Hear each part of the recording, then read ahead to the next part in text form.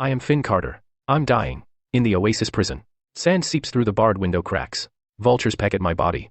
And you know who killed me? My wife, Vanessa Blake. The woman I gave everything to. That hypocrite, all sweet on the outside, always knew where to stick the knife. As my consciousness fades, I see her in a clean dress, arm in arm with Silus Vance, surrounded by flatterers in the Oasis. Her smile is so warm it stings. And me? I am barely holding on, rotting in this sand. My eyes snap open. Drenched in cold sweat. I look down. I'm clutching 2 Oasis passes. My body's intact, just a few scrapes. I freeze for a moment. Then it hits me. I've been reborn. Back to the day we scrambled for passes at the black market. None of the tragedies have started yet. Images from the past life flash by. That day, everyone at the black market was scrambling for passes. I grabbed 2. I was ecstatic. I found Vanessa. I told her we were saved, but she took the passes and immediately handed them to Mrs. Miller, who was begging with a kid in her arms. Then she looked at me with teary eyes, calling me selfish. She said children are the future. I couldn't let it go. I went back to the black market for more. Someone punched me in the head. I lost hearing in one ear. I went to her, clutching my wound. But she touched my wound. She softly scolded me for taking away their hope of survival. Later, we walked to the Oasis. 3 sand bandits, led by Scar, tried to steal our supplies. They were going to torture me. I begged her for help, but she backed away in fear, pretending to plead for mercy, and just watched coldly. I took 5 stab wounds but killed them all. She just crouched and cried, saying the bandits only wanted our supplies, and I shouldn't have killed them. At the Oasis, Mr. Barnes reported me for intentionally killing the bandits. I begged Vanessa to testify that I was defending myself, but she refused. She insisted I killed them intentionally. In the end, I was thrown into prison, and now here I am, dying. I take a deep breath. I grip the passes tightly. The confusion in my eyes fades away. Only cold resolve remains. The suffering of the past life, the betrayal, I won't let that happen again. Not far away, Vanessa is looking at me with a gentle smile. I know that look too well. She's after the passes. She wants to save Mrs. Miller and play the saint. Sure enough, she walks over. Her voice dripping with fake sweetness, she says, Finn. Look at Mrs. Miller over there with the kid. She's so pitiful. Our passes. I turn away from her hand. My voice is cold. My passes. None of your business. And nobody else's. I see her smile freeze. Her eyes are wide with shock. I ignore her. I just hold the passes tightly. This life, I'm going to survive. And I'll make sure Vanessa pays for what she did. The days on the desert planet will fry you alive. The sand stings your eyes. A sip of water is more precious than life. I held a torn rag in front of my face, staring at that bucket of water not far away. Vanessa was hiding behind me, clinging tight, making me fight all the enemies alone. A group of survivors surrounded us. The leader swung a wooden club and shouted at me. Be smart, hand over the water. I didn't say a word. I grabbed rocks from the ground and charged. I punched him square in the face. My arm got cut. Sand got into the wound. It hurt like hell. But I didn't back down. Right in the middle of the fight, I suddenly heard Vanessa crying behind me. Finn, stop fighting. She rushed over and grabbed my arm, tears streaming down her face. I'm not thirsty. Really. Please, don't get hurt anymore. They outnumber us. We can't mess with them. Then someone suddenly shoved me hard in the lower back. The force caught me off guard. I stumbled forward and fell face first onto the sand. My elbow got scraped raw. The hot sand stuck to the wound. The pain made me gasp. I pushed myself up slowly. I turned to look at her. She was still crying. Her eyes were red. But I caught a trace of barely hidden smugness in her eyes. She's such a good actress. Just like in the past life. The scumbag leader was still yelling. I picked up rocks from the ground. My knuckles were white from gripping. My eyes were cold enough to freeze someone. In this life, I won't protect her anymore. Vanessa, you owe me. You owe me my life. I'm going to take it back, every bit of it, with interest. First, I'll deal with these scumbags, then settle the score with her. I take a deep breath. First, grab the water. Stabilizing the situation is key. The leader swings his wooden club and charges at me again. I dodge to the side. I swing back and smash a rock into his knee. He falls to his knees in the sand, screaming. Seeing this, the rest of them lose half their nerve. I don't finish them off. In the apocalypse, no one has it easy. I walk over and grab the bucket of water. I turn and hand it to the 2 honest survivors behind me. They've been following me this whole time, and never tried anything shady. Share it. Go easy. Behind me, Vanessa's crying stops for a moment. Out of the corner of my eye, I see surprise and displeasure on her face. It's quickly replaced by a fragile look. She moves closer, tugging at my sleeve. Her voice is still soft. Finn, why did you give them the water? We need it too. Your arm is still injured. I yank my hand away from her. My tone is ice cold. If you want some, find it yourself. She stumbles from my shove. Her eyes get redder, but she doesn't dare say another word. My mind can't help but recall my past life. Before the apocalypse, I was a corporate executive. She was an intern under me, clumsy and awkward. I felt sorry for her, so I looked after her in every way, even gave her an undeserved promotion. When the apocalypse came, I gave up my chance to escape, bringing her along as we fled. I gave her the last of our food and water, willingly starving myself and suffering severe injuries. But in the end, it earned me her betrayal and false accusations. I died in Oasis prison, with not even a trace left. My chest feels tight, not from pain, but from a chilling realization. I look at the woman pretending to be pitiful in front of me, and my resolve for revenge hardens. We found a sheltered slope to rest. Those 2 survivors shared some water with me. I didn't hold back. Took a couple of sips. The burning in my throat eased a bit. Vanessa was sitting nearby. She kept glancing at me with pain and bitterness, but she never dared to come over. The wind whipped up the yellow sand, stinging my face. I closed my eyes. The painful scenes from my past life flashed clearly before my eyes. It was half a year after the apocalypse began. We found a temporary camp. I caught Vanessa secretly contacting the outsiders, holding a list of our camp supplies. I was shaking with anger. I confronted her. But she cried pitifully, claiming she was being coerced. Saying she was afraid I'd get hurt, that she had to compromise. I softened again, seeing her fragile appearance. I couldn't bring myself to blame her. I just warned her not to contact the outsiders anymore. Looking back now, I was hopelessly stupid. Her tears were always her weapon to fool me. Soon after, the camp was attacked by raiders. All supplies were looted.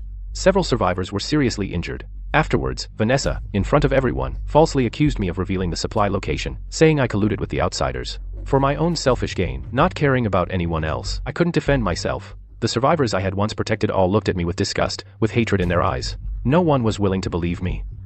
Finally, mutant beasts besieged the camp. Vanessa, taking advantage of the chaos, walked up to me with a smile, whispered in my ear, Finn, thanks for taking care of me these 6 months. Your usefulness ends here. As soon as she finished, she shoved me hard. I lost my balance and fell into the pack of mutant beasts. Pain shot through my body instantly. Watching her turn and run away, I was filled with despair and regret. In the end, severely injured, I barely survived. Finn. Suddenly, I heard Vanessa's voice. She walked over with half a glass of water, held it out to me. I know you're still mad. I was wrong. Have a drink of water. Don't be so hard on yourself. I opened my eyes, looked at the water in her hand. My gaze was icy cold. I knocked the glass out of her hand. Get lost. You disgust me. She was startled by me. Tears instantly fell, but she could only bite her lip and step back, looking hurt. We'd barely rested when the sky suddenly changed. Yellow sand flew everywhere. The wind picked up, howling like it was going to sweep us away. My heart tightened. Oh no. It was a sandstorm. In my past life, at this time, it was this sandstorm that swept away 3 survivors and the little supplies we had left. Quick, follow me. I stood up immediately and shouted to the survivors beside me. Vanessa went pale with fear. She rushed over, grabbing my arm tightly. Her voice choked with tears. Finn, I'm so scared. This sandstorm's here. Are we gonna die? Don't leave me. Her hands were ice cold, digging into my arm. That panicked look seemed so pitiful. In my past life, I would have held her tight, comforted her, and done everything to protect her, but now, I just felt disgusted. I pushed her away nonchalantly, my tone cold. Scared? Then keep up. Don't hold us back. She stumbled back a few steps, a flash of shock in her eyes. She probably didn't expect me to treat her like this. I ignored her and led the survivors quickly to the nearby rock shelter. That was the only place to take cover from the sandstorm. We had just gotten into the rock shelter when the sandstorm hit full force. Sand pelted the rocks, making a harsh sound. You couldn't see your hand in front of your face out there. Everyone was too scared to make a sound. Only Vanessa kept sneaking glances at me, a hint of venom in her eyes, though she hid it well. The sandstorm lasted the whole afternoon and only calmed down toward evening. Night fell. The desert temperature dropped sharply. The wind was biting cold. Everyone was tired and fell asleep. I leaned against the rock, wide awake. I was secretly planning the next steps. This place isn't safe long-term. We have to find a secure long-term camp. In my past life, I remember, heading west, there was a hidden rock camp. The terrain was rugged, easy to defend, hard to attack. And there was a small underground spring inside, enough for the few of us to survive. But it often had mutant beasts around, very dangerous. Early the next morning, just as dawn was breaking, I woke everyone up and announced we were heading west. Looking for a new camp. The survivors trusted me completely. No objections. Only Vanessa furrowed her brow, muttering under her breath. The west is so far, and we have to cross areas full of mutant beasts. It's too dangerous. I ignored her, packed up, and led everyone out. I walked at the front, holding a thick wooden club, staying alert to any movement around. In my past life, I ran into low-tier mutant beasts here.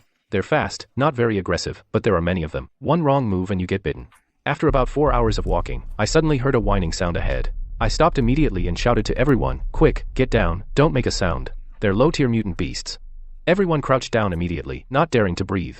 Only Vanessa trembled with fear and shrank back behind the crowd, her face deathly pale. Several beasts covered in black fur, wolf-like, came over, their eyes fierce, staring at us. I gripped my wooden club and said in a low voice, "Don't be afraid. They're not very aggressive.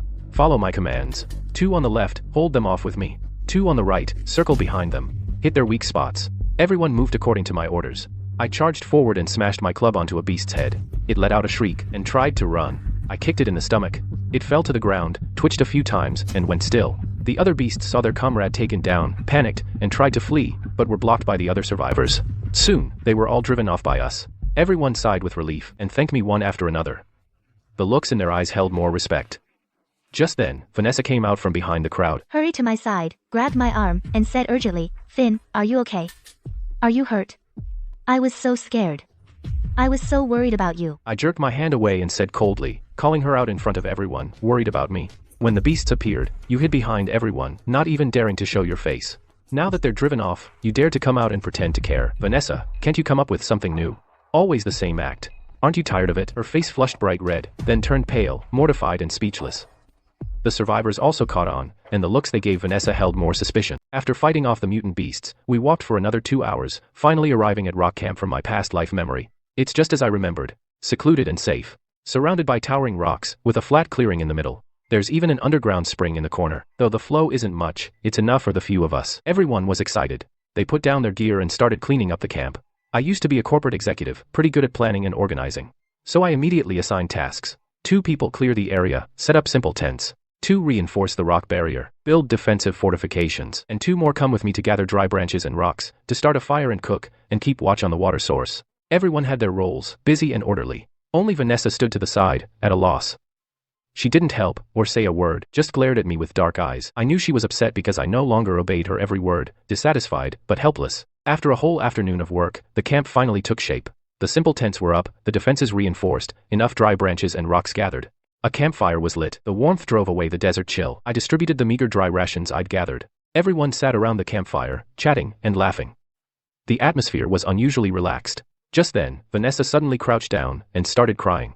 Her sobs grew louder, drawing everyone's attention. Finn, do you not like me anymore? Are you sick of me? She cried as she looked at me. You weren't like this before. You used to take good care of me, always thinking of me. But now, you're so cold to me, and even humiliate me in public. She cried, pouring out her grievances, deliberately bringing up how I used to care for her, trying to exploit the survivors' sympathy, to win their concern, and ruin my image among them. I know I'm clumsy, can't do anything right. But I really mean no harm. I just want to stay by your side. Finn, please don't treat me like this anymore, okay? A few soft-hearted female survivors were indeed moved by her, going over to comfort her, and then turned to persuade me. Finn, Miss Blake's been through a lot. Don't make things hard for her. Take better care of her. I watched Vanessa's hypocritical act, laughing coldly inside, but my face remained expressionless. Vanessa's crying really paid off. Over the next few days, a few soft-hearted survivors would occasionally plead with me to take better care of her. Some even snuck her dry rations and water. Seeing this, Vanessa grew even more smug and played even more helpless. She'd just sigh constantly in front of everyone, hinting that I was mistreating her. I just let it slide. Let her have her little act. Then one day, everyone was sitting around the campfire, talking about how to share the water and dry rations. Vanessa played the victim again. She said to everyone, I know supplies are short. I don't dare ask for extra, it's just, I'm so weak, and sometimes I'm dying of thirst. All I want is one more sip of water, and Finn won't even let me have that. Before she could finish her act, I cut in. My tone was calm, but it carried an undeniable weight. An extra sip of water? Vanessa, have you forgotten from your past life the time we found a bucket of water? You, when my back was turned, drank more than half of it, and dumped the rest in the sand. Then you claimed you weren't thirsty. And then you went and complained to the outsiders, saying I was cruel to you, that I wouldn't let you have a drink. But I didn't spell it out, since there's no solid proof yet. I just hinted at details from the past life, but these words stunned every survivor there. They all turned to Vanessa, suspicion in their eyes. Vanessa's face went pale, fear flashing in her eyes. She shot back instinctively, I didn't. Finn, what nonsense are you spouting? I never did anything like that. Her voice shook a little, clearly lacking confidence. The mask she wore had cracked for the first time. Whether I'm talking nonsense or not, you know deep down. I stared at her, my voice icy. In the apocalypse, supplies are scarce. Every drop of water, every piece of dry ration, is earned with blood. It's not a prop for your victim act to gain sympathy. If you waste supplies again, or stir up trouble here, don't blame me for being tough. I'll kick you out of the camp, leaving Vanessa speechless. She hung her head, tears welling up in her eyes, but she didn't dare cry. She didn't dare talk back either. The survivors who'd softened and pleaded for her before also fell silent. The way they looked at Vanessa held more wariness and disgust.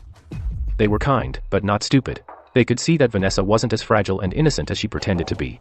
I knew this was only the beginning. I'd tear down her disguise piece by piece, and make everyone see her for what she is, leaving her alone and abandoned by all. Days pass. Life at the camp is settling down. But the water supply is getting tighter. The underground spring is drying up. Each of us only gets a sip of water a day, barely enough to survive. At this rate, in a few days, we'll be in a water crisis. I called everyone together for a meeting and shared my plan. Now, water is getting scarce. We need a new water source, fast. I remember from my past life, heading south, there's an abandoned supply station. It used to be a military supply depot. There should be stored water there. I plan to take a few young men and set out at dawn tomorrow. We'll search the station for water. The rest of you stay at camp, guard it, and beef up the defenses. Everyone agreed. Many volunteered to come with me. Just then, Vanessa suddenly spoke up. Her voice was full of worry. Finn, I want to go with you too. It's so far south, and who knows what's out there. I worry about you. I want to be with you. Even if I can't help much, I can still take care of you. I looked at her, sneering inwardly. Be with me? Take care of me? I know exactly what she's up to. Better than anyone else. She wants to tag along to the supply station and secretly collude with the outsiders to steal whatever water we find. She might even try to get rid of me on the way, repeating the tragedy of my past life. In my past life, I took her to find supplies, and she secretly contacted the outsiders, leading to an ambush. Supplies were stolen, and several survivors were killed. And she ran away with the outsiders. Before leaving, she framed me for treason. I kept a straight face and calmly refused her. No need. The road is dangerous. You're too weak. Coming with us will just hold us back. Staying at camp is safer. Vanessa's face darkened instantly. A flash of malice crossed her eyes. But she quickly covered it up. She put on a hurt look. Finn, I can take care of myself, really. I won't slow you down. Please let me come with you. I said, no. My tone was firm, leaving no room for negotiation. Stay at camp, behave, and don't cause trouble. Otherwise, when I get back, I'll throw you out of the camp. She saw the cold look in my eyes, and knew I was serious. She didn't dare push it. She could only bite her lip, lower her head, and reluctantly agreed. I could feel the resentment growing deeper inside her. But, I don't give a damn. As long as I see through her games and foil her schemes, no matter how much she hates me, it doesn't matter. That night, I picked 4 strong and sharp-minded survivors to head to the supply station with me. We packed some stuff quickly, prepared enough wooden clubs and rocks, along with a little dry rations and water. We agreed to set out before dawn the next day. Late at night, everyone was asleep. I quietly got up, walked to a corner of the camp, leaned against a rock, and kept a sharp eye on the surroundings. I knew Vanessa wouldn't let this go easily. She'd definitely contact the outsiders in secret, tell them where the supply station was, as well as our numbers and supplies. They planned to grab the water source together. Sure enough, soon enough, I spotted a thin figure sneaking out of the camp, heading deep into the desert. It was Vanessa. She was wrapped in a tattered jacket, head down, walking quickly. She kept glancing back at the camp, scared of getting caught. I didn't follow her right away, just quietly watched her back until she vanished into the deep sand. I knew she'd do this all along, so I'd prepared ahead. I woke up the 4 survivors who were going with me, whispered to them about Vanessa secretly contacting the outsiders, and my plan. We'll set out early, circle around to the back of the supply station, and set up an ambush there. The outsiders Vanessa contacted will definitely be waiting for us near the station. When they do, we'll catch them off guard, hit them from both sides, and drive them back. We can also seize their supplies and get proof that Vanessa's working with them. The 4 survivors all nodded, trusting me completely. They immediately followed me, packed up, and quietly left the camp, setting out early. We traveled fast, and along the way, stayed alert the whole time. We avoided a few areas infested with mutant beasts, heading toward the supply station. After walking about 6 hours, we finally arrived near the supply station. The supply station was an abandoned bungalow, overgrown with weeds. It was covered in sand. It had been deserted for a long time. As planned, I led everyone around to the back of the station, found a hidden dirt slope, and set up the ambush there. We crouched behind the slope, holding our breath, watching the area around the station closely. I knew the outsiders would be here soon, and Vanessa would definitely come with them, or stay at a distance to watch the show. The sun gradually rose, baking the sand hot. We crouched behind the slope, soaked in sweat, scared to move an inch. I gripped my wooden club tightly, my eyes cold. In my mind, I thought, Vanessa, your time is up. Today, I'll make you and your accomplices pay the price. We hid behind the dirt mound for about 2 hours. Then we heard footsteps coming from afar. A group of people in ragged clothes, carrying weapons, were heading toward the supply station. About a dozen of them, all looking mean. They were the rebel forces Vanessa had contacted. They got to the supply station entrance. They stopped. The guy leading them had scars all over his face. He scanned the area. He said quietly to his men, Stay sharp. That Finn kid's no pushover. Vanessa said there are only 5 of them. Not much supplies either. Let's make this quick. Grab the water source and get out. A cold smirk curled on my lips. Just as I thought, Vanessa told them everything about our situation. I turned to the 4 survivors with me, gave them a hand signal, telling them to get ready, and wait for my command. So we burst out immediately. Scar led his men toward the station, and just as they stepped inside, I yelled, now. The 5 of us charged out from behind the mound. straight at the rebel forces. They were caught off guard, and we hit them by surprise. They immediately fell into chaos. I surged forward, smacked a wooden club into a rebel's head. He screamed out, then dropped to the ground. The other survivors weren't about to be outdone. They swung their clubs and rocks, fighting fiercely against the rebels. Using my past life survival skills and combat training, I danced through the crowd. Every strike hit their weak spots precisely. Before long, I'd already taken down several of them. Scar saw this, and let out an angry roar. He swung his machete and charged me. Finn, how dare you set us up? I dodged his machete, and slammed my club into his knee. He dropped to his knees. I kicked him hard in the chest. Blood sprayed from his mouth. He couldn't get back up. The remaining rebels saw their leader go down and panicked. They tried to flee, but we blocked their way. Before long, we drove them all off. We even took some prisoners. I found a letter on Scar. It was from Vanessa to them. It listed our numbers, supplies, and the supply station's location. They planned to meet here and take the water source together. They even agreed that, after this, they'd kill me together. This was proof Vanessa was in cahoots with outsiders. We packed up, grabbed the supplies and the letter, and headed back to camp. Back at camp, Vanessa was already waiting at the gate. When she saw us, panic flickered across her face, but she quickly composed herself. She rushed over and asked anxiously, Finn, you're back. How did it go? Find any water? Any trouble on the road? Did the rebels show up? I watched her fake calm, a cold smile on my lips. I held up the letter, my voice cold. What do you think? Vanessa, the letter you wrote to the rebels, I found it.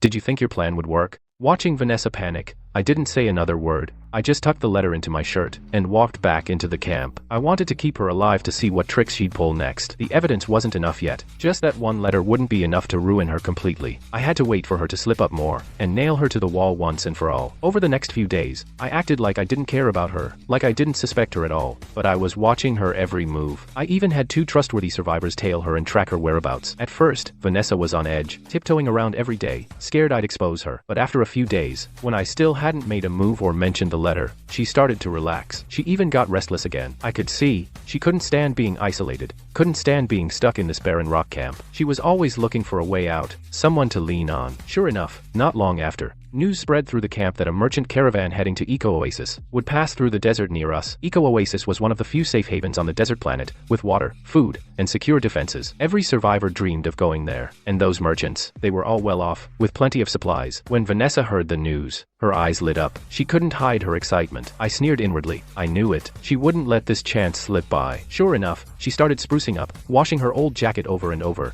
even borrowing a frayed hair tie from another survivor to tie her hair back. She put on a show of being weak, pitiful, and charming. Every day, she'd sneak to the crossroads where the merchants would pass and wait, sometimes for hours. Scorching sun, blowing sand. She didn't care. All she saw was her future scheme. I didn't stop her. I just had the survivors tail her and record everything she did. All of it would be evidence against her later. I knew full well that her target was those merchants. She wanted to use her act to win their sympathy. Get them to take her to Oasis, or even marry into a merchant family, and escape this apocalypse for good. But she forgot. Those who became merchants in the apocalypse were all shrewd. How could her little tricks fool them? I kept watching from the shadows, biding my time. I'd watch her walk right into her own trap. Watch her go from the peak of hope to the depths of despair. This was just the beginning of her paying for her sins. Vanessa waited at the crossroads for 3 whole days. Finally, she caught the merchant caravan. That morning, I got word from the survivors that the caravan had set out and would pass through that crossroads in about 2 hours.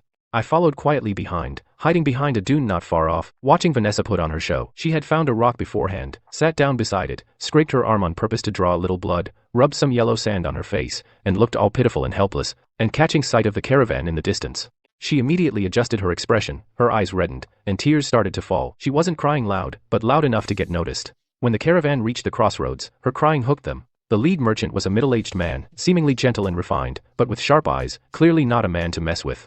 He stopped and said to his men, "Go take a look and see who is over there." One of the men went over and asked what was wrong. She started crying even harder. Through She told her sobs. story, voice cracking, with every word playing the victim. My group and I are stranded in the desert, and we've run out of water and food. Finn, he's our leader, but he's cold and ruthless, hoarding all the supplies, and he tried to ditch me here, leaving me for dead. While crying, she peeked at the merchant's face, spotting his hesitation. She poured it on thicker. I'm just a helpless woman, and out here in this desert, with no water or food, I won't survive. I heard you're heading to Oasis, so please, take me with you. I'll do whatever it takes. I can cook and clean for you, and I won't be any trouble. She was crying her heart out, eyes red, her face a look of pure despair. Anyone who didn't know her would be moved by her act. The lead merchant frowned and was silent for a moment, neither saying yes nor saying no. He just sized Vanessa up, his eyes full of suspicion. Seeing that, Vanessa thought she had a shot, and cried even harder, even leaning in on purpose. Trying to grab his sleeve. But he dodged, cool as a cucumber. I hid behind the dune, smirking to myself. Vanessa, your acting is still the same as your past life. Too bad. You picked the wrong person. I knew the lead merchant was onto her. In the apocalypse, a lone woman at a desert crossroads just doesn't make sense. Besides, her story was too perfect, like a script. I didn't rush to show myself, just watched quietly, waiting for the merchant to see through her. The lead merchant didn't easily believe Vanessa. He said a few words to calm her down. He had his men take her aside to rest. He said he'd think about it. But secretly, he sent 2 of his men to sneak to our rock camp, to verify what Vanessa said. Those men arrived at the camp quickly and found us. I figured the merchant would come to check, so I warned the survivors in advance to tell them everything Vanessa did. The survivors already resented Vanessa. Learning that the merchant was coming to verify, each one willingly spoke up about how Vanessa pretended and how she colluded with outsiders. They detailed how she sowed discord, telling the merchant's men everything. I even brought out the letter Vanessa wrote to the rebel forces, and showed it to the merchant's men. In addition, there were records kept by survivors of Vanessa's recent whereabouts, as well as evidence of her secretly contacting outsiders. The merchant's men, after seeing the evidence, looked very grim. They immediately turned back and told the whole truth to the lead merchant. When the lead merchant learned the truth, he flew into a rage. He walked right up to Vanessa, and pointed his finger at her. He barked, "You shameless hypocrite. How dare you make up lies and lie to me? You colluded with outsiders, betrayed your companions, and you still thought you could play the victim to get me to take you to the eco-oasis? Take a good look at yourself in the mirror. Do you think you're worthy?" Vanessa's face went pale from the merchant's scolding. She was shaking all over, her eyes were full of panic. She blurted out defensively. I didn't. Don't listen to their lies. It was Finn. He set me up. He made them say that. Her voice was shaking. She didn't sound sure. The more she explained, the guiltier she looked. Set you up? The merchant laughed coldly. He pulled out the evidence. The evidence is right here. And you're still trying to deny it? You wrote this letter, didn't you? And someone saw you secretly meeting the outsiders.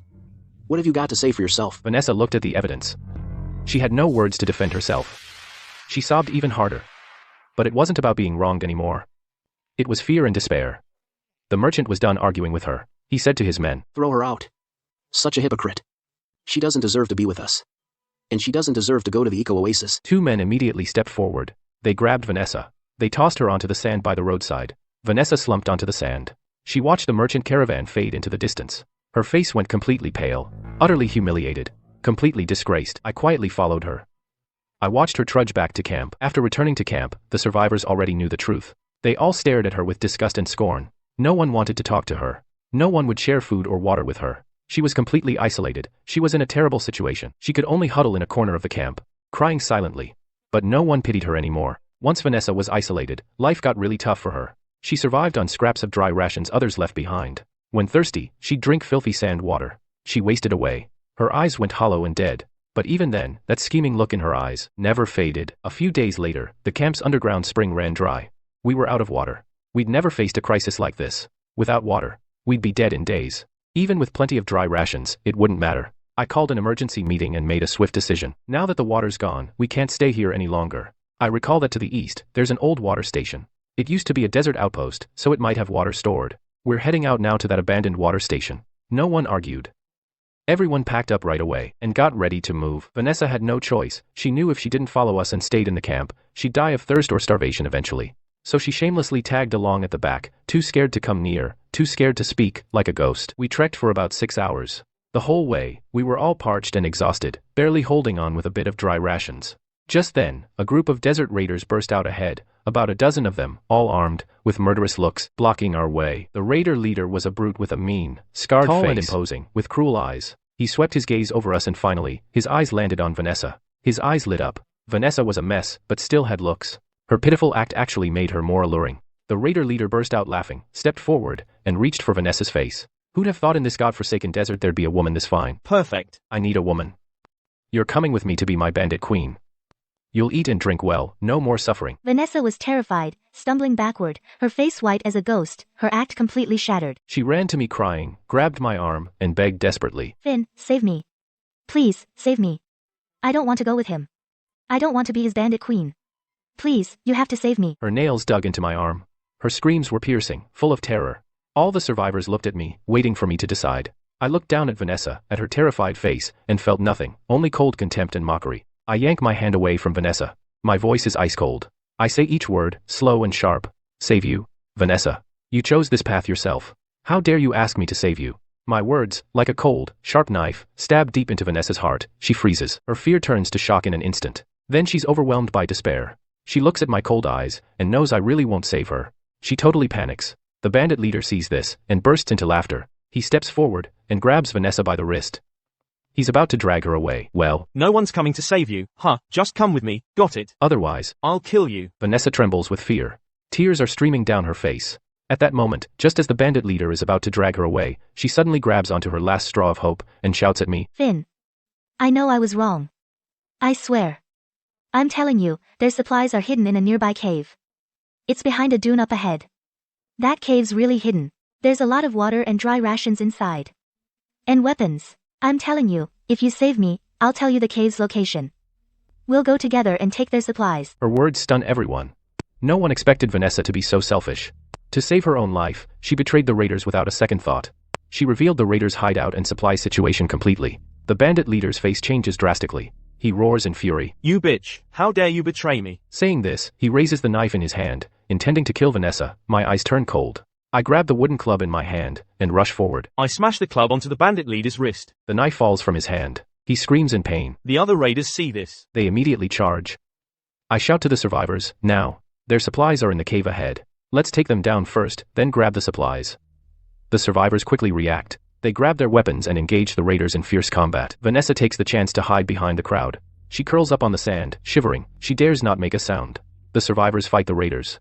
They look at Vanessa with contempt and disgust. After this incident, everyone sees her selfish nature clearly. They see her desperation to survive. She would do anything. From then on, everyone distances themselves from her even more. No one even wants to speak a word to her. Using the information Vanessa provided, we quickly dealt with those raiders. Then we headed to that hidden cave. Sure enough, we found plenty of supplies and a water source in the cave. Several full buckets of water, along with plenty of dry rations, medicine, and weapons. Enough for all of us to last a long time. Everyone was excited, and started carrying the supplies. In the looks they gave me, there was more respect and trust. After this, everyone acknowledged me as their leader even more. They also understood that only by following me could they survive in this brutal apocalypse. Vanessa saw we had grabbed a large amount of supplies, and slowly got up from the sandy ground. Shamelessly, she came up to me, a fawning smile on her face, her tone humble. Finn, I know I was wrong. I'll never dare to do that again. I'll follow you faithfully from now on, and I won't play any more tricks. Please forgive me, and give me another chance, okay? I can help you wash clothes and cook, guard the supplies, and I'll never hold you back. I looked at her fawning act, sneered inwardly, and my tone was ice cold. Forgive you? Vanessa, do you think you deserve it? You betrayed your companions, colluded with outsiders, and were selfish. You've done so many heinous things, and now with just an I know I was wrong, you want me to forgive you? No way. I mercilessly rejected her, turned around and arranged for the survivors to move the supplies, completely ignoring her. Vanessa's smile instantly froze, her eyes flashing with resentment and malice, but she was helpless. She could only stand silently to the side, watching us move the supplies, her eyes dark and ominous. I knew she wouldn't just give up. She couldn't stand being isolated forever, couldn't stand living in such hardship. Sure enough, within a few days, I overheard Vanessa secretly asking a survivor for information. I learned that Silus Vance, the son of the Oasis boss, would soon pass by the old abandoned supply station, on his way to the Oasis. Silus Vance came from a wealthy family, was the only son of the Oasis boss, and held great power. He had many bodyguards, plenty of supplies, and was said to be kind-hearted and soft-hearted. After learning this news, Vanessa's eyes lit up with hope again. I could tell she was scheming again. Her target was Silus Vance. She set her sights on Silus Vance. She planned to use her disguise to win Silus's favor, marry into the Oasis elites, escape the suffering of the apocalypse, and live a life of luxury. She thought Silus was different from those merchants, and that her disguise could easily deceive him. I watched her secretly pack her things, preparing to head to the abandoned supply station ahead of time, sneering inwardly. Vanessa, you're truly incorrigible. Since you still want to play, I'll play with you to the end. In this life, I will not only shatter your dream of marrying into the elite, but also make you pay a more painful price. Vanessa packed up her things, and slipped out of camp in the dead of night. She headed for that abandoned supply station. She thought she was being sneaky, but she had no idea that every move she made was under my control. After she left camp, I immediately gathered a few reliable survivors and filled them in. Vanessa is heading to the abandoned supply station. Her target is Silus. She plans to put on an act and get him to take her to Eco Oasis, marry into the elite class. I looked at everyone and said in a low voice, I'll use this to my advantage. I'll secretly follow her to the abandoned supply station. Meanwhile, I've already contacted someone inside Eco Oasis to verify Silas's identity and itinerary. Also, get all the evidence of Vanessa's past crimes together as soon as possible. Her letters colluding with outsiders, her testimony betraying the raiders, and the proof of her scheming and manipulation. Get it all organized. We're going to expose her at the Oasis entrance and rip off her mask for good, so she can never fool anyone again. The survivors all nodded, saying they were ready to cooperate. We packed up some stuff, left 2 people to guard the camp and supplies, and the rest followed me as we quietly left camp and headed toward the abandoned supply station. We moved fast. Along the way, we stayed alert. We avoided spots with mutant beasts and raiders. We pushed on toward the abandoned supply station. I knew Vanessa would definitely get there first, set herself up, and play her part, waiting for Silus to arrive. So, we didn't rush right up to the station. Instead, behind a sand dune nearby, we found a hidden spot and lay low. We watched Vanessa secretly. Before long, I got a message from the Eco Oasis staff, confirming Silas's identity and schedule. Silus will indeed pass through this abandoned supply station early tomorrow morning on his way to Eco Oasis. He has 10 bodyguards with him and plenty of supplies. Also, he's soft-hearted by nature, easily sympathizes with the weak, but he's also sharp and hates being lied to. At the same time, the survivors had gathered all of Vanessa's evidence. The letters, testimonies, and records of her activities were all compiled and handed to me. Looking at the evidence in my hands, a cold smile curled my lips. Vanessa, your good days are over. We hid behind the dunes all night. Early the next morning, just as dawn broke, we saw Vanessa already busy at the station entrance. She was carefully playing the role of a tough, kind soul, actively helping survivors resting at the supply station, handing out dry rations and water, and even cleaning the place, acting like a warm-hearted person. Watching her performance, I couldn't help but sneer inside. The real show starts now. Vanessa Blake put on a big show at the supply station entrance. One moment, she's helping an old man organize his luggage. The next, she's feeding dry rations to a child. A gentle smile never left her face. She looked like a tough but kind survivor. A few nearby survivors were totally fooled by her act, and they all thanked her. They praised her kindness and competence. Vanessa smiled and responded to everyone while occasionally glancing toward where Silus would appear. Her eyes showed hope and nervousness. She knew Silus would arrive soon. She had to grab this chance and show Silus her best self, to win him over. About 2 hours later, the sound of horse hooves came from afar. A group was heading toward the supply station. Leading them was a young man with handsome features and a refined demeanor, followed by 10 tall bodyguards all armed with weapons. Behind them were several horse-drawn carts loaded with supplies. It was Silus Vance. Vanessa caught sight of Silus and her eyes lit up. She quickly adjusted her expression, putting on a gentle, slightly shy smile. Just then, at the supply station entrance, she saw a child accidentally trip and fall on the sandy ground and start wailing loudly. Vanessa's eyes darted as an idea came to her, and she rushed over immediately. At the moment the child fell, she deliberately threw herself forward as if to save the child, and fell onto the sand herself. The skin on her arms and knees was scraped, with blood starting to show. She didn't get up right away. Instead, she first helped the child up, gently brushing the sand off the child, and comforting him softly. Hey, little one. Don't cry. It's okay now. I'm okay. Her voice was soft. Her eyes were full of concern. There was a hint of pain on her face. She seemed kind and tough. Silas's group arrived at the supply station. They happened to see this scene. Silus frowned. He immediately dismounted. He walked over quickly. He asked Vanessa with concern, "Are you okay? Are you hurt? Want my doctor to take a look?" Vanessa looked up. Seeing Silus, her eyes welled up. Tears streamed down, but she choked back her sobs. She shook her head. Her voice was gentle but firm. I'm fine, Mr. Vance. Thanks for caring. It's just a scratch. It's nothing. As long as the little one's fine. Silus looked at the wounds on her arms and knees. Then he looked at her gentle, resilient expression. He couldn't help feeling sorry for her. He started to think better of her. You're so kind. To save a stranger's child, you didn't think twice about getting hurt, Silus said, and had his doctor tend to Vanessa's wounds. Vanessa was secretly thrilled, but she kept up a shy, grateful expression. She thanked Silus. Thank you, Mr. Vance. You're such a good man. While the doctor treated her wounds, Vanessa started sobbing again. She recounted her tragic tale. She lied, saying her companions left her behind. She had wandered alone in the desert. She suffered so much. Yet she still insisted on helping others. All she wanted was a safe place. She said she didn't ask for anything else. She just wanted to help the people around her. I watched from the shadows. I just felt sick. This woman's acting was getting better and better. Silus seemed sharp, but he still bought it. He just kept comforting her. His eyes were full of fondness. I could clearly see the smugness hidden in Vanessa's eyes. That's exactly what she wanted. Silus was totally fooled by Vanessa. Pretty soon, he spoke up. Said he'd take Vanessa to the Eco Oasis. Vanessa instantly acted flattered and overwhelmed. She hurriedly declined. Said she'd only hold others back. Couldn't cause him trouble. After just a few lines of fake modesty, She reluctantly agreed. She grabbed Silas's hand, crying even harder. She thanked him over and over. The way she acted. It was like Silus was her savior. I sneered inside. Once she gets to the Oasis, she'll probably be the first to sell Silus out. The timing was about right. I led my team out. The supply station was small. The moment we stepped out, all eyes were on us. When Vanessa saw me, her face flickered for a second, too fast to catch. Then she put on a pitiful look and hid behind Silus. Before I could say anything, she struck first. Her voice trembling with tears, she spoke to Silus. Silus, it's him, Finn Carter, who's been after your supplies and tried to kidnap me to blackmail you into taking him to the Oasis, but I refused, so he kept chasing me. The moment she said that, Silas's face instantly darkened. He turned to look at me, his eyes filled with caution and hostility. The survivors nearby started whispering, and their looks toward me became complicated. Some looked scared, some suspicious. My people grew anxious and wanted to step in and defend me, but I stopped them. Looking at Vanessa's fake face, my heart felt nothing but cold hatred. In my past life, she did the same, twisting the truth, framing me as a traitor. And now, she's trying the same trick. What are you talking about? I spoke, my voice still hoarse but with undeniable calm. When did I ever steal from her or try to kidnap her? I said, as Vanessa cried even more piteously, gripping Silas's arm, shaking her head wildly, saying I was bullying her, and wanted to silence her. Silus frowned, his doubt growing heavier.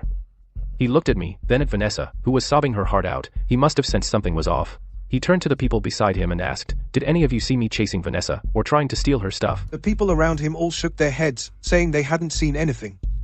When we first got here, we only saw Vanessa pretending to help. Vanessa saw this, and panicked even more. She quickly stepped forward, grabbed Silas's hand, and defended herself. Silus, don't listen to them, they're all on Finn's side and will definitely speak for him. I'm not lying to you, he really tried to hurt me, but the more anxious she got, the more fake her act became. She was crying her eyes out, but the panic in her eyes was impossible to hide. I let out a cold laugh. I wasn't in a hurry to argue back. When dealing with a hypocrite like her, rushing to defend yourself just makes you look guilty. Presenting evidence is the most powerful weapon. I turned to look at Leo in the group. Leo had been with me before, and had seen with his own eyes how Vanessa, to survive, betrayed the raiders she was with, and deliberately slowed down her companions. She let them become food for the mutant beasts. Leo, tell them what you've seen Vanessa do. Leo nodded.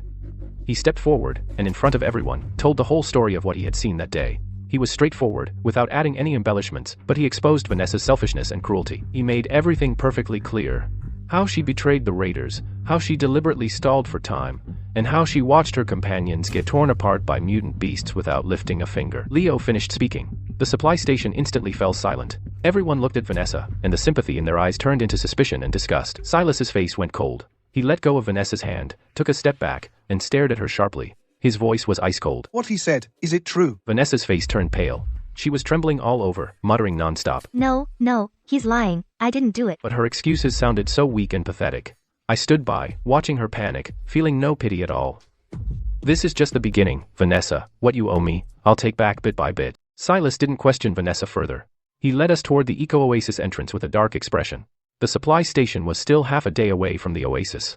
The desert weather can change in an instant. We'd barely started walking when dust started swirling in the distance. The wind picked up. A sandstorm hit out of nowhere. The wind whipped sand into our faces. Stinging. We could only crouch down, cover our mouths and noses, trying to keep our balance. In the chaos, I heard Vanessa yelp. Then came her whimpering cries. Silus, I fell. My leg hurts so bad. I can't get up. I didn't need to look to know. She was faking it again. Visibility was low in the sandstorm. She tripped on purpose. Just to distract Silus into looking after her. To score some sympathy points. Maybe even to find a chance to get rid of me. But she didn't expect that this fall would ruin her own plan. Silus did stop. He reached out to help her. The moment he touched Vanessa's arm, a folded letter slipped from her clothing. The wind blew it to Silas's feet. Silus frowned and picked it up. He slowly read it in the dim light. I could clearly see. His expression darkened. His hand gripped the letter. His knuckles turned white. That letter I had deliberately placed on her earlier. In my past life, I knew. She had already colluded with the outsiders in the desert. She planned to betray the survivors and leak Oasis info, in exchange for the outsiders' protection, to smoothly enter the Oasis and marry into the Oasis elites. This letter was proof of her collusion with the outsiders. It detailed that she would reveal the Oasis entrance to the outsiders, and Silas's supply status. When Vanessa saw the letter, her face went pale instantly. She panicked and tried to grab it. Silus, that's not mine. Don't trust that. Give it back. Her reaction only confirmed the authenticity of the letter. Silus suddenly stepped back, staring at her coldly. His voice was icy. What is this? The sandstorm continued, but no one cared about the wind anymore. All eyes were on Vanessa and Silus. their eyes filled with shock and disgust.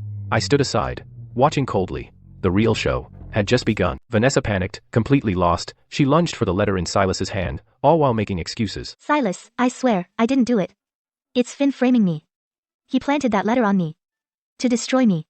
Don't believe him. As she spoke, she looked at me, her eyes full of venom and panic. Like I was the one who set her up, I let out a cold laugh. I stepped forward. I pulled a voice recorder from my pocket. Then I took out several photos, plus 2 survivors. Both had been framed by Vanessa before and dragged down by her. Framing you. I pressed play on the voice recorder. Right away, voices played. Vanessa talking with outsiders. Her tone was groveling and vicious, clearly detailing how she planned to betray Silus, how to leak the Oasis's information, and how to get rid of me, the stumbling block. I handed the photos to Silus. The photos showed Vanessa secretly wasting supplies. She poured out the water Silus gave her, claiming it was dirty. Threw away the compressed biscuits because they tasted bad, and secretly met with outsiders, smiling smugly. These photos were all taken under my supervision. And these 2 were both framed by you. Do you dare say you never did these things? The 2 survivors stepped forward, in front of everyone, recounted how Vanessa framed them for hoarding supplies. How she deliberately dragged them down, almost getting them killed by mutant beasts. They spoke plainly and earnestly, without any exaggeration. Every word was like a hammer, smashing Vanessa's hypocritical mask. Vanessa's excuses against all this evidence fell apart. She slumped to the ground, face pale, body trembling. She couldn't even cry anymore, her eyes full of despair. Silus held the letter, listened to the recording, looked at the photos, and glanced at the 2 survivors. His face darkened like a thundercloud. The chill from him was colder than the desert night wind. Enough! Silus roared. His sharp eyes locked on Vanessa. How long are you going to keep lying? You keep saying you're kind. That you just want to survive, but look at what you've done. Which one of them is kind? You're nothing but a scheming, shameless hypocrite. I watched Vanessa panic, feeling no pity. This is her true face. In my past life, her lies fooled me my whole life. This life, I'll make sure that in front of everyone, she loses everything. Silus was shaking furiously. After hearing all the evidence, he couldn't hold back anymore. He shoved Vanessa away on the spot. Vanessa lost her balance, and fell heavily into the sand. The corner of her mouth was scraped raw, but she didn't care about the pain. She just stared at Silus intensely, her eyes full of pleading. Silus, I was wrong. I was really wrong. Just give me another chance, please. Vanessa crawled up crying, trying to grab Silas's hand, but Silus sharply pulled away. Silus looked at her, his eyes held not a shred of sympathy, only cold disgust and rage. Chance. Silus sneered. His tone full of mockery. You played with my feelings, sold out the survivors, colluded with outsiders, and tried to hand over info about the Oasis. A person like you doesn't deserve any chance. You kept saying you wanted to enter the Oasis, find a safe place.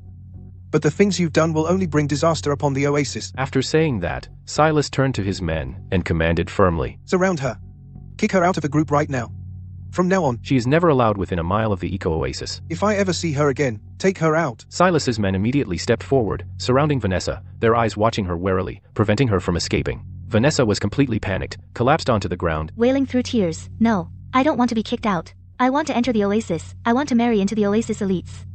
You can't do this to me. Her long-held dream was to enter the eco-oasis, use her disguise to marry into the Oasis elites, escape the suffering of the desert, and live a life without worry. But now, with one sentence from Silus, her dream was completely shattered. Not only could she not enter the Oasis, but she would also be expelled forever, left in this dangerous desert. Sooner or later, the mutant beasts or outsiders would get her. The survivors nearby felt no sympathy for her, and all looked at her with cold, disgusted eyes. Some even cursed under their breath, saying she deserved it. I stood to the side, coldly watching her break down and wail, feeling absolutely nothing. She deserved all this. What she owed me in my past life, and what she owed the survivors she killed, she would eventually pay back in full. Silas's men had Vanessa in custody. They brought her to the edge of the desert. Then they let go. Coldly, they warned her. Never come near the Oasis or the group again. Vanessa collapsed onto the yellow sand. She watched us as we were about to leave. She finally dropped all pretense. She crawled toward me in tears. Finn Carter. Please. Please forgive me, okay? She held onto my leg. She sobbed heartbreakingly. Her hair was a mess. Her face was covered in sand and tears. Gone was all her former gentleness and refinement. I know I was wrong. I shouldn't have lied to you. Shouldn't have betrayed you. Shouldn't have conspired with outsiders. I'm sorry. I'm truly sorry. Take me with you. Take me into the Oasis, please. She cried. She kept kowtowing. Her forehead hit the scorching sand. Soon, her forehead was scraped. Blood began to seep out. But as I looked at her, I felt no pity. Only cold hatred and numbness. I slowly bent down. I pushed her hand away. My tone was icy, without a hint of warmth. Forgive you. You think you deserve it? I was blind with greed back then. I was wrong. I was truly wrong. Finn, please give me another chance. I'll make it up to you, I promise. Vanessa cried even harder. She kept apologizing, but her repentance came too late. Make it up to me. I let out a cold laugh. What you owe me is a life, a lifetime of trust. How can you make up for that? All of this is what you deserve. It's the path you chose. And you have to see it through, even on your knees. Having said that, I didn't give her another glance. Turning to Silus and the survivors, I said, let's go. We're heading to the Oasis. I led the group. Step by step, we moved forward. Behind me came Vanessa's desperate wails. They grew fainter and fainter, until they were drowned out by the desert wind. I didn't look back, nor did I feel any longing. The grudges from my past life, in this life, had finally been half avenged. After we got rid of Vanessa, we picked up the pace. Pretty smooth journey. No mutant beasts or outsiders. Soon enough. We arrived at the entrance to the eco-oasis. Heavy guard at the entrance. There were a dozen guards in uniform, holding weapons, watching everyone who approached with caution, plus monitoring devices around, to keep out outsiders and beasts. As we got close, the guards immediately raised their weapons and barked a warning. Stop. No closer. Restricted area. No unauthorized entry. Silus stepped forward and pulled out his ID token, handing it to the guard. I'm Silus Vance. I've brought survivors who want to settle at the edge of the Oasis. The guard took the ID token. He carefully verified the information, then looked us over, his eyes still wary. I knew the Oasis guards were always thorough. They don't let strangers in easily. Even with Silas's word, we had to prove ourselves. I stepped forward and laid out the supplies we'd gathered along the way. Plenty of clean water, compressed biscuits, and some mutant beast hides, useful for making protective gear in front of the guard. I also produced all the evidence of Vanessa colluding with the outsiders, including the letter, voice recorder, and photos, along with witness testimony. I handed it all to the guard. Officer, we really want to settle here. We won't cause any trouble. I said calmly. These supplies are our sincerity. And this evidence shows our loyalty. Vanessa has been expelled from our group. Her collusion with outsiders is settled. She won't leak Oasis info anymore. After saying that, I demonstrated my strength on the spot and slammed my fist into a rock. It cracked. The other survivors also showed off their skills. Some could fight, some could repair, and some could scrounge for supplies. All could contribute. After our demo, and double-checking the evidence and supplies, the guard softened. The lead guard nodded. He returned the ID token to Silus and spoke more relaxed. Mr. Vance, all clear. Mr. Carter. Thanks for the evidence and your sincerity. Per Oasis rules, you can settle at the edge of the Oasis. We'll arrange housing and supplies later. Also, the boss has heard about you, Mr. Carter, and he admires your strength and responsibility. He invites you to the inner Oasis to meet with him. The lead guard said. I nodded and agreed. Meeting the Oasis boss for us was a good thing. Silus Vance leads the survivors to the edge of the Oasis to get the lay of the land and get settled. Meanwhile, I follow the guard into the inner Oasis. The inner Oasis and the desert feel like two completely different worlds. There's no sand here, no scorching heat, but clear river water, lush green plants, and orderly houses. The air smells of fresh grass and trees. It's truly a paradise in the desert. The guard leads me to a grand villa. He says the Oasis boss is waiting inside.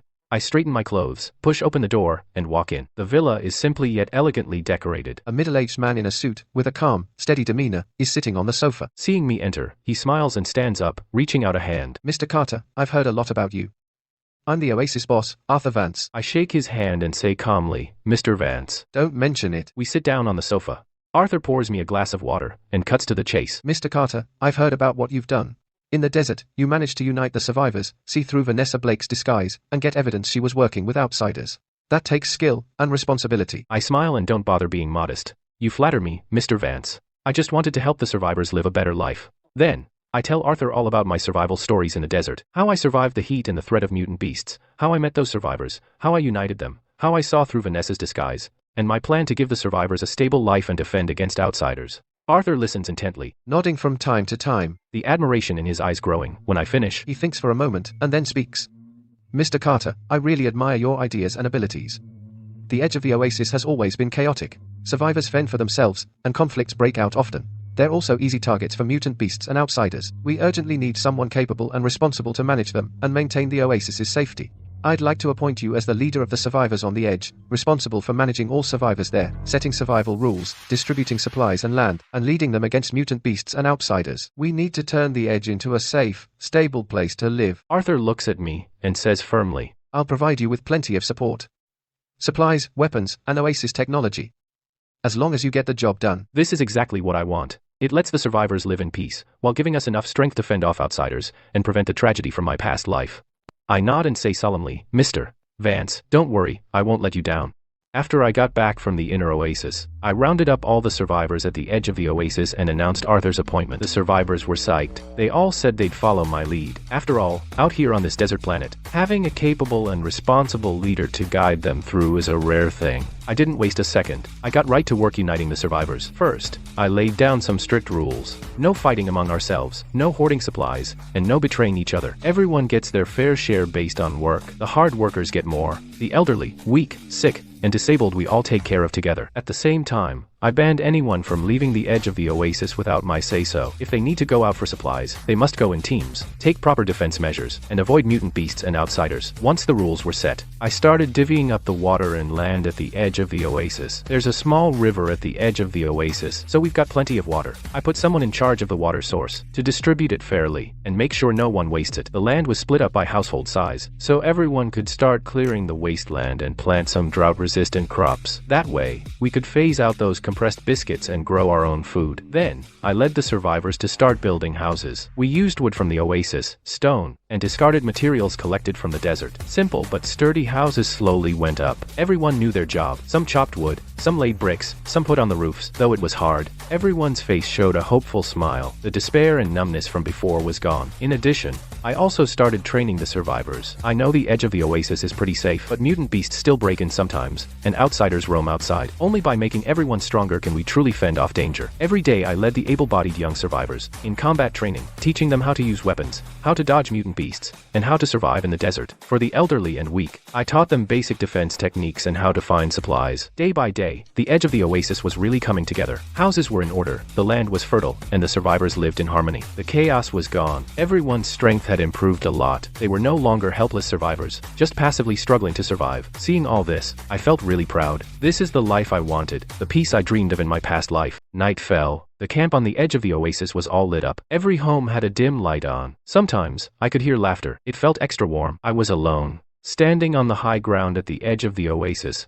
looking down at the bustling camp. A gentle evening breeze brushed my face, carrying the scent of grass and leaves. I felt so many emotions. In my past life, I was here, tricked by Vanessa, framed, and then thrown into a pack of mutant beasts, dying a horrible death in the desert. Before I died, I was full of despair and anger. Back then, I never thought I would get a second chance at life, a chance to right the wrongs of my past life, a chance to lead the survivors to a stable life. In this life, I was reborn. I saw through Vanessa's disguise, exposed her true colors, and gave her what she deserved. I fully took my revenge. I united the survivors, earned Arthur's trust, and became the leader on the edge of the oasis. I led everyone to reclaim land, build houses, and train our strength. Little by little, the edge of the oasis became a safe and stable place to live. Just then, from the distant desert, a sharp scream pierced the air. Then, it vanished, leaving only endless silence. The people in the camp, hearing the roar, showed no panic, nor any sympathy. Everyone knew it was the one we had abandoned, Vanessa, being devoured by mutant beasts. No one felt sorry for her. Her fate was her own choice. She brought it upon herself. Hearing that roar, I felt nothing, only a quiet sense of closure. Revenge was finally over. The pain and resentment of the past could finally be released. I looked up at the night sky. The stars were blazing, lighting up the whole desert, and lighting our path forward. I knew revenge was just the beginning. My new life, the new life for all of us survivors, was just beginning. From now on, I'm no longer that Finn who was blinded by love and easily fooled. I'm the leader of the survivors on the edge of the oasis. I'm gonna lead everyone on this desert planet to fight for survival, to fend off mutant beasts and outsiders, to reclaim more land, build a better home, and build our own world, to achieve redemption and bring rebirth for all of us.